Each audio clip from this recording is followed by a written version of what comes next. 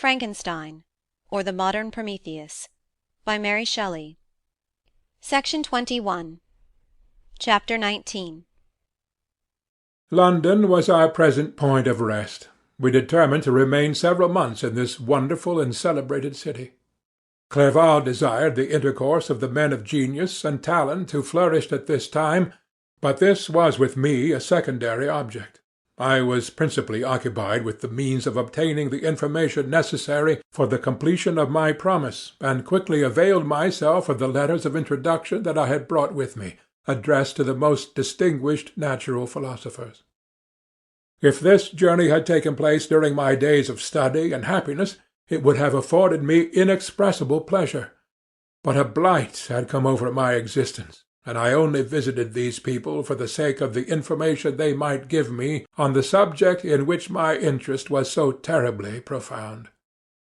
Company was irksome to me, and I could thus cheat myself into a transitory peace. But busy, uninteresting, joyous faces brought back despair to my heart. I saw an insurmountable barrier placed between me and my fellow-men. This barrier was sealed with the blood of William and Justine, and to reflect on the events connected with these names filled my soul with anguish. But in Clerval I saw the image of my former self. He was inquisitive and anxious to gain experience and instruction. The difference of manners which he observed was to him an inexhaustible source of instruction and amusement. He was also pursuing an object he had long had in view. His design was to visit India, in the belief that he had in his knowledge of its various languages, and in the views he had taken of its society, the means of materially assisting the progress of European colonization and trade. In Britain only could he further the execution of his plan. He was forever busy, and the only check to his enjoyments was my sorrow and dejected mind. I tried to conceal this as much as possible, that I might not debar him from the pleasures natural to one who was entering on a new scene of life, undisturbed by any care or bitter recollection. I often refused to accompany him, alleging another engagement, that I might remain alone. I now also began to collect the materials necessary for my new creation, and this was to me like the torture of single drops of water continually falling on the head. Every thought that was devoted to it was an extreme anguish, and every word that I spoke in allusion to it caused my lips to quaver and my heart to palpitate. After passing some months in London, we received a letter from a person in Scotland who had formerly been our visitor in Geneva. He mentioned the beauties of his native country, and asked us if those were not sufficient allurements to induce us to prolong our journey as far north as Perth, where he resided. Clerval eagerly desired to accept this invitation, and I, although I abhorred society, wished to view again mountains and streams and all the wondrous works with which nature adorns her chosen dwelling-places. We had arrived in England at the beginning of October, and it was now February. We accordingly determined to commence our journey towards the north at the expiration of another month. In this expedition we did not intend to follow the great road to Edinburgh, but to visit Windsor, Oxford, Matlock, and the Cumberland Lakes, resolving to arrive at the completion of this tour about the end of July. I packed up my chemical instruments and the materials I had collected, resolving to finish my labours in some obscure nook in the northern Highlands of Scotland. We quitted London on the 27th of March, and remained a few days at Windsor, rambling in its beautiful forest. This was a new sense to us mountaineers. The majestic oaks, the quantity of game, and the herds of stately deer were all novelties to us. From thence we proceeded to Oxford. As we entered this city, our minds were filled with the remembrance of the events that had been transacted here more than a century and a half before. It was here that Charles I had collected his forces. This city had remained faithful to him, after the whole nation had forsaken his cause to join the standard of Parliament and liberty. The memory of that unfortunate king and his companions, the amiable Falkland, the insolent Goring, his queen and son, gave a peculiar interest to every part of the city which they might be supposed to have inhabited. The spirit of elder days found a dwelling here, and we delighted to trace its footsteps. If these feelings had not found an imaginary gratification, the appearance of the city had yet in itself sufficient beauty to obtain our admiration. The colleges were ancient and picturesque, the streets are almost magnificent, and the lovely Isis, which flows beside it through meadows of exquisite verdure, is spread forth into a placid expanse of waters, which reflects its majestic assemblage of towers and spires and domes embosomed among aged trees. I enjoyed this scene, and yet my enjoyment was embittered both by the memory of the past and the anticipation of the future. I was formed for peaceful happiness. During my youthful days discontent never visited my mind, and if I was ever overcome by ennui, the sight of what is beautiful in nature, or the study of what is excellent and sublime in the productions of man, could always interest my heart and communicate elasticity to my spirits. But I am a blasted tree. The bolt has entered my soul, and I felt then that I should survive to exhibit what I shall soon cease to be, a miserable spectacle of wrecked humanity, pitiable to others, and intolerable to myself. We passed a considerable period at Oxford, rambling among its environs and endeavouring to identify every spot which might relate to the most animating epoch of English history. Our little voyages of discovery were often prolonged by the successive objects that presented themselves.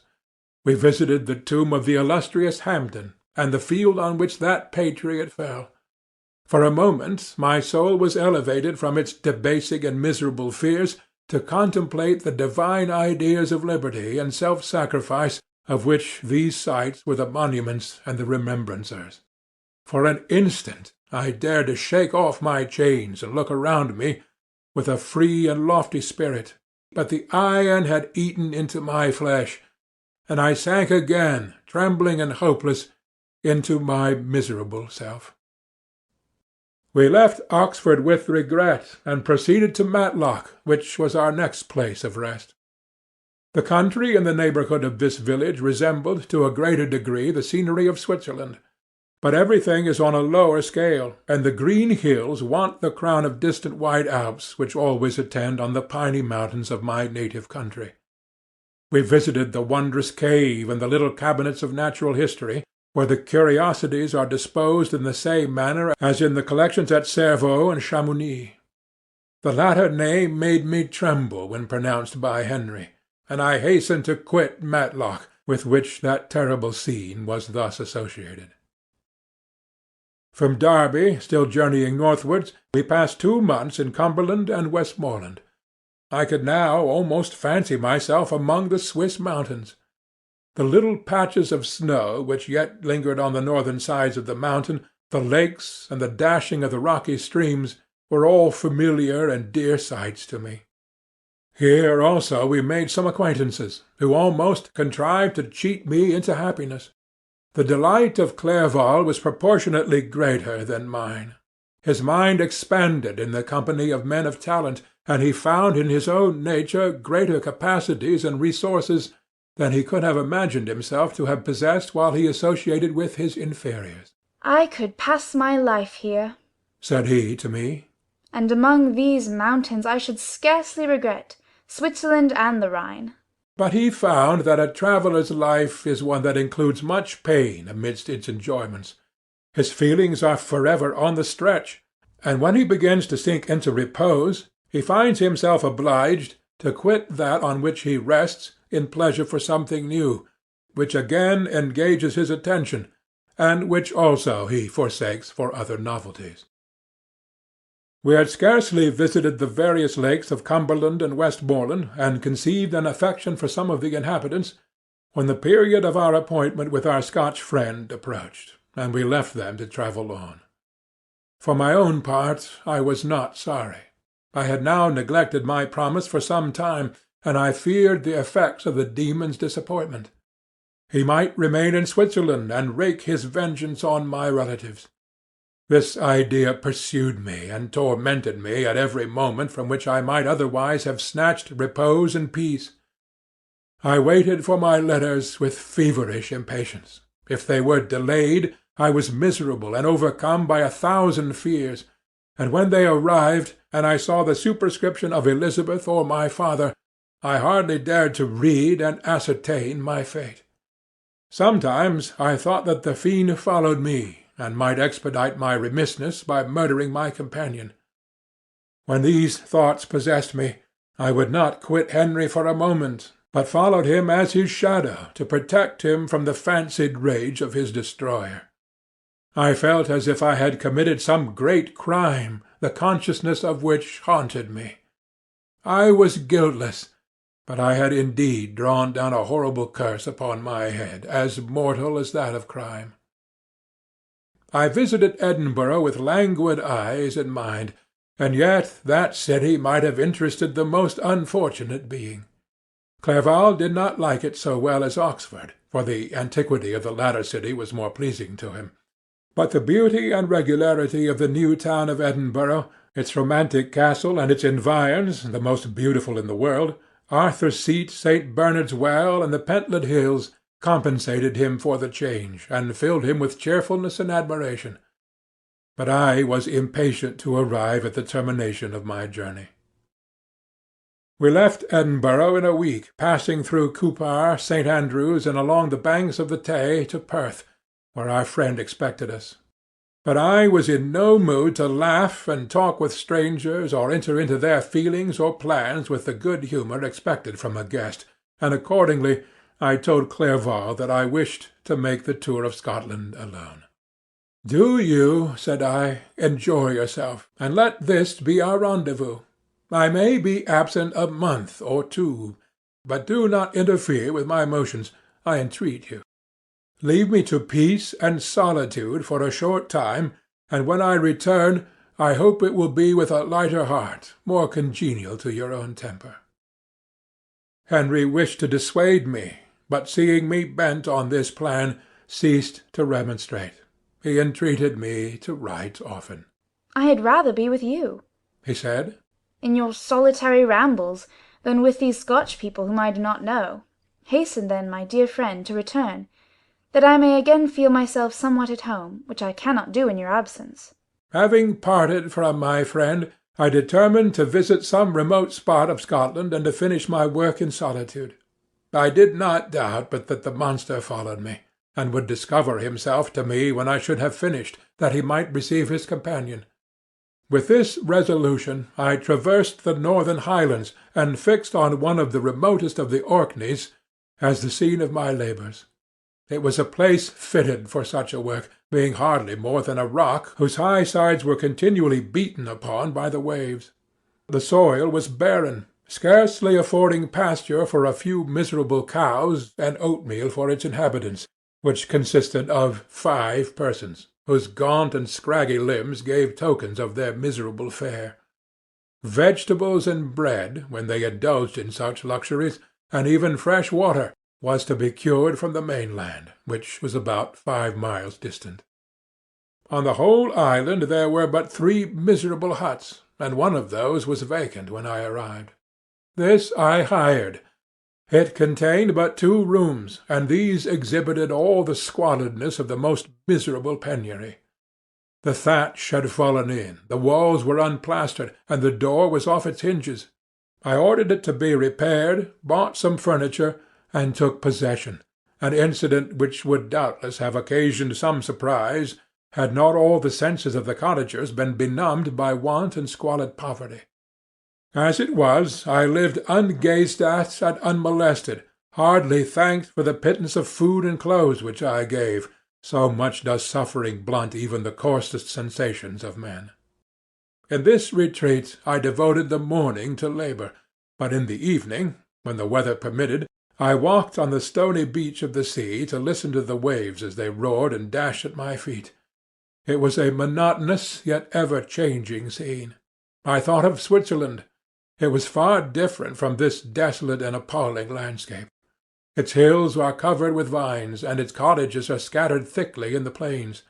Its fair lakes reflect a blue and gentle sky, and when troubled by the winds, their tumult is but as the play of a lively infant when compared to the roarings of the giant ocean.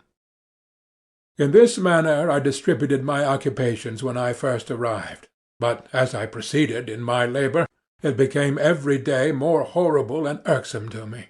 Sometimes I could not prevail on myself to enter my laboratory for several days, and at other times I toiled day and night in order to complete my work. It was, indeed, a filthy process in which I was engaged. During my first experiment, a kind of enthusiastic frenzy had blinded me to the horror of my employment. My mind was intently fixed on the consummation of my labour, and my eyes were shut to the horror of my proceedings. But now I went to it in cold blood, and my heart often sickened at the work of my hands. Thus situated, employed in the most detestable occupation, immersed in a solitude where nothing could for an instant call my attention from the actual scene in which I was engaged, my spirits became unequal. I grew restless and nervous. Every moment I feared to meet my persecutor. Sometimes I sat with my eyes fixed on the ground, fearing to raise them lest they should encounter the object which I so much dreaded to behold. I feared to wander from the sight of my fellow-creatures, lest when alone he should come to claim his companion. In the meantime I worked on, and my labour was already considerably advanced. I looked towards its completion with a tremulous and eager hope, which I dared not trust myself to question, but which was intermixed with obscure forebodings of evil that made my heart sicken in my bosom. End of Section 21.